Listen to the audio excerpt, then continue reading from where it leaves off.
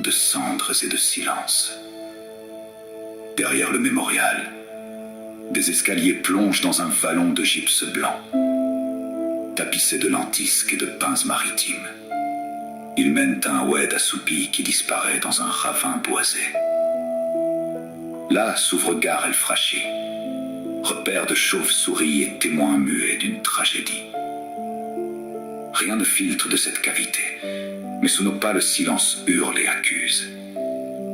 Dans l'air saturé de fumée, on imagine facilement la panique des vieillards, des femmes, des enfants et des bêtes affolées, unis dans le même tourbillon d'épouvante.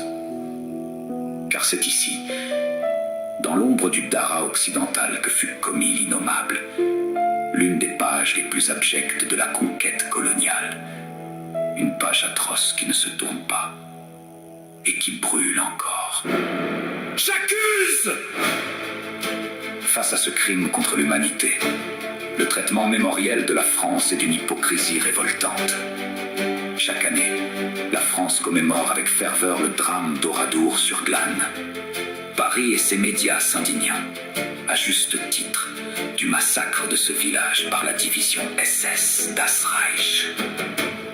Pourtant, lorsqu'il s'agit de notre histoire, ils s'enferment dans un déni honteux, feignant d'oublier que l'armée coloniale a commis, sur le sol algérien et sur une échelle encore non recensée par l'histoire, ce crime de masse dont Oradour ne fut qu'une expression tardive et européenne.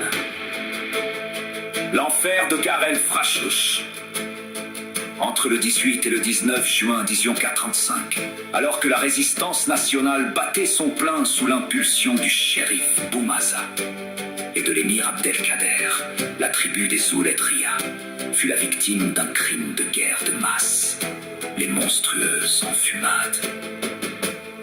Selon le témoignage poignant d'un employé du site, descendant direct des victimes, ces grottes, originellement très profondes, sont aujourd'hui partiellement obstruées par des éboulements qui en masquent la profondeur réelle.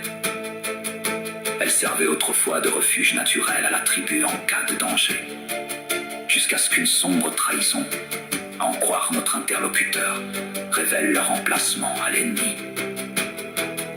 Refusant de plier face aux colonnes du colonel Amable Pélissier, près de 500 civils et leurs troupeaux s'y étaient regroupés.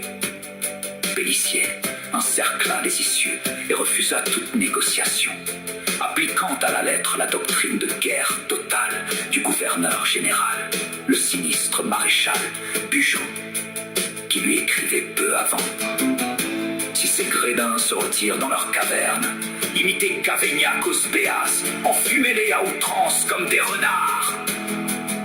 Mission accomplie.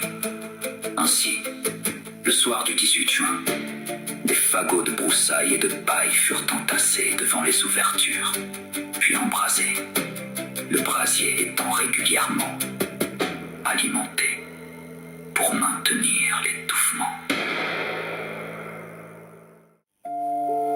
À l'intérieur, l'air se raréfia, transformant l'obscurité en un véritable four crématoire. Ceux qui tentaient de s'approcher des fissures pour respirer étaient impitoyablement repoussés à coups de baïonnette. Les récits qu'en fit Pélissier lui-même sont édifiants. Je fis faire une masse de fagots et un foyer fut allumé et entretenu à l'entrée supérieure. Le feu dura toute la journée. J'établis mon camp dans une excellente position de manière à rester maître absolu de toutes les issues. J'étais bien certain, à la faveur de la lune et de toutes mes embuscades, de n'en laisser échapper aucun. Le 19 juin au matin, le feu s'éteignit sur un bilan effroyable. Près de 500 personnes et des centaines de bêtes avaient péri asphyxiées ou brûlées vives.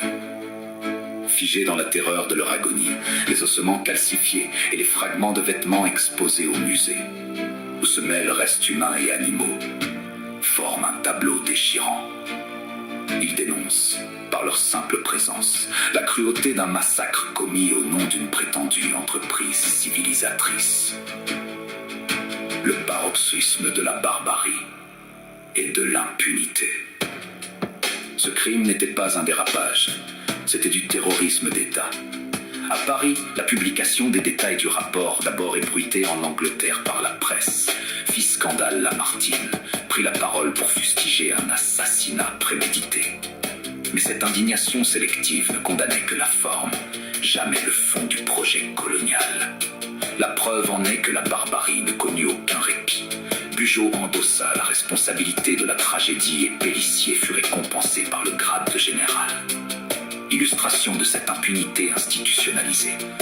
2 mois plus tard, en août 1845, le colonel Saint-Arnaud fit murer vivant 500 civils de la tribu des Bénisbilles dans les grottes de Garelbed, situées à quelques kilomètres seulement. Il faut le proclamer sans détour, les enfumades des Ouledria ne furent ni les premières atrocités de la conquête coloniale, ni, hélas, les dernières d'autres massacres. Tout aussi meurtriers, ont été perpétrés dans le silence, privés de toute médiatisation.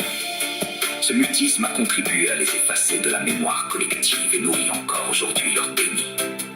En rationalisant l'extermination de civils dans un espace hermétique, le système colonial posait déjà les jalons des pires crimes de masse du XXe siècle, préfigurant les méthodes d'Auschwitz. Cette effroyable guerre des grottes sera d'ailleurs réitérée un siècle plus tard par l'armée française durant la guerre de libération, via l'usage de gaz toxiques dans les casemates, que nos glorieux martyrs, morts libres dans les entrailles de leur terre, reposent en paix. Farid Guili, Histoire et patrimoine de l'Algérie, juin 2020.